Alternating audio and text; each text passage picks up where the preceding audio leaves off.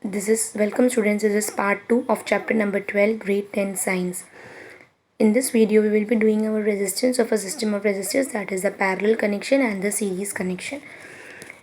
So here first we will do the resistors in series. So when two or more resistors are connected and end to end, this arrangement is called series combination. In series combination, the total resistance, effective resistance, or the overall resistance of the series will be equal to Rs equals to R1 plus R2 plus R3. Rs is equal to R1 plus R2 plus R3. So the current through each resistor is same. So equivalent resistance is the larger than the largest individual resistance. So total voltage is equals to sum of voltage drops, that is V equals to V1 plus V2 plus V3.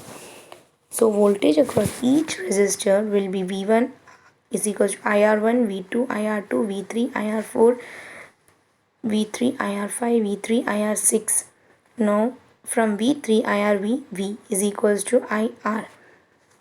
So here V equals to V1 plus V2 plus V3, that is IR1 plus IR2 plus IR3. I will be common, R1 plus R2 plus R3. I is cancelled. R is equals to R1 plus R2 plus R3. Now next is the resistors in parallel. Voltage across each resistor is same and equal to the applied voltage. Total current is equal to the sum of current through the individual resistors. I equals to I1 plus I2 plus I3. So instead of I, we can write V upon R1, that is V upon R1 plus V upon R2 plus V upon R3. Reciprocal of equivalent resistance is equal to sum of reciprocal of individual resistance. That is 1 upon Rp equals to 1 upon R1 plus 1 upon R2 plus 1 upon R3. So here the equivalent resistance is less than the value of the smallest individual resistance in the combination.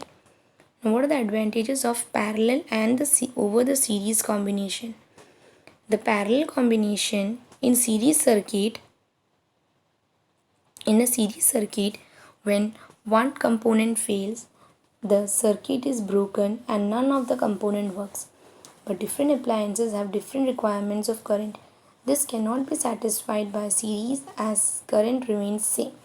The total resistance is parallel circuit is decreased. Next is the heating effect of electric current. In an electric circuit, if an electric circuit is purely resistance, the source of energy continually gets dissipated entirely in the form of heat. This is known as heating effect or electric current.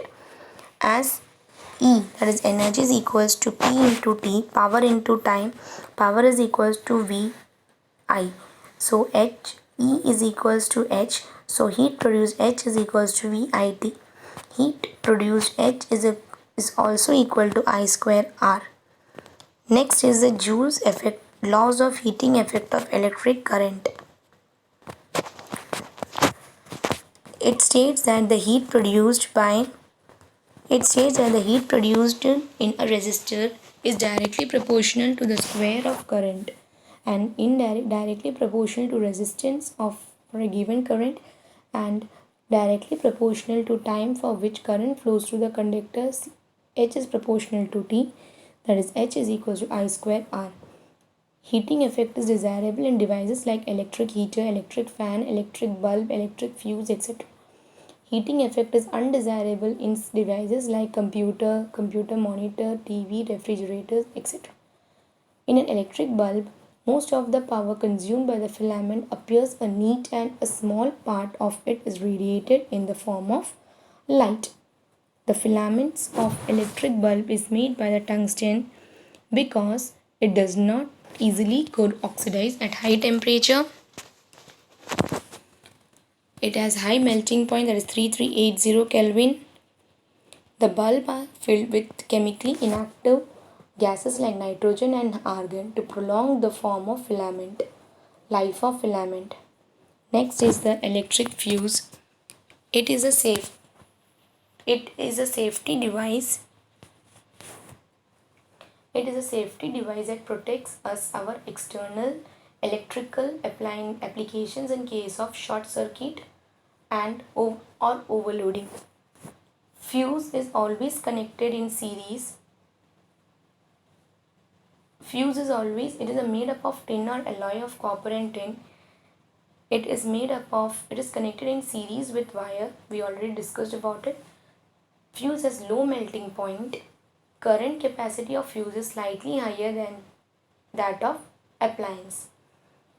Electric power is the rate at which electric energy is consumed or dissipated in an electric circuit.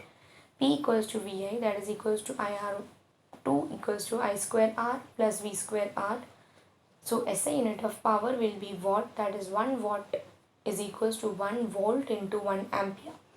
That is 1 kilowatt equals to 3 into 3.6 into 10 to the 6 joule, 1 unit of electric currency.